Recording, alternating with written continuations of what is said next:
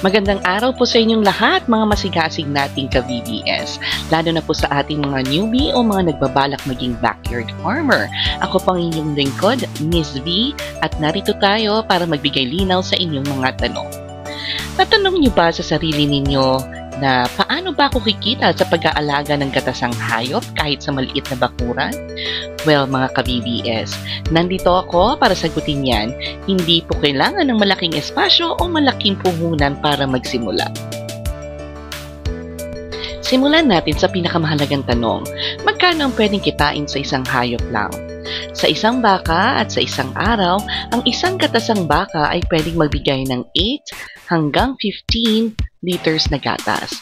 Kung ibebenta nyo ito sa halagang 50 pesos kada litro, pwedeng kumita ang isang backyard farmer ng hanggang 750 pesos kada araw sa isang baka lang. At sa isang kalabaw, ang gatas ng kalabaw ay mas masarap at masustansya kaya mas mahal. Sa isang araw, pwedeng magbigay ito ng 4 hanggang 8 liters. Pwedeng kumita ang isang backyard farmer ng hanggang 600 pesos kada araw sa isang kalabaw.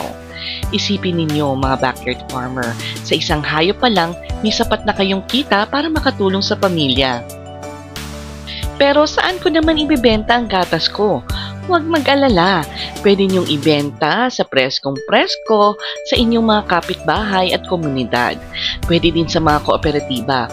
Sumali kayo sa mga dairy cooperative sa inyong lugar. Sila ang bahala sa pagkolekta, pagproseso at pagbenta ng inyong gatas. At sa programa ng gobyerno, ang gobyerno mismo ay bumibili ng gatas para sa mga feeding programs ng mga bata sa school at inuuna nila ang mga local na backyard farmers. At dito na tayo sa pinakamagandang bahagi mga ka-VBS, ang tulong ng gobyerno. Ang inyong mga kaagapay ay ang National Dairy Authority o NDA para sa mga baka at ang Philippine Carabao Center o PCC para naman sa mga kalabaw. Tulong sa pagsisimula. Hayop mismo. Ang gobyerno po ay nagbibigay ng gatasang hayop sa pamamagitan ng paiwi system. Sa madaling salita, ipagkakatiwala sa inyo ang isang hayop para alagaan.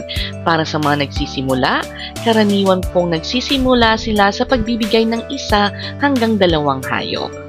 Sapat na lupa. Hindi kailangan ng malaking bukirin. Kailangan lang ninyo ng sapat na espasyo para sa kulungan at least 500 hanggang 1,000 square meters para taniman ng damo para sa pagkain ng hayop. Libreng training. Bago ibigay ang hayop, tuturuan kayo ng mga eksperto kung paano mag-alaga, magpakain at maggatas ng tama. Financial help. Tutulungan din kayo ng NDA at PCC na makakuha ng pautang mula sa mga bangko para sa inyong farm. Kaya para sa ating mga ka-VBS na gusto maging backyard farmer, ano ba ang kailangan ninyo? May lupa. Kahit maliit basta may espasyo kayo para sa hayop. Handang matuto. Kailangan ninyong makinig at sumunod sa training ng gobyerno. Rehistrado. Magparehistro sa inyong munisipyo bilang isang magsasaka. At gaano naman katagal ang proseso? Ang pag-a-apply, pagsusuri at pag-aaral ay maaaring tumagal ng 3 hanggang 6 na buwan bago ninyo makuha ang hayop. Kailangan lang ng konting tiyaga pero sulit naman ang paghihintay.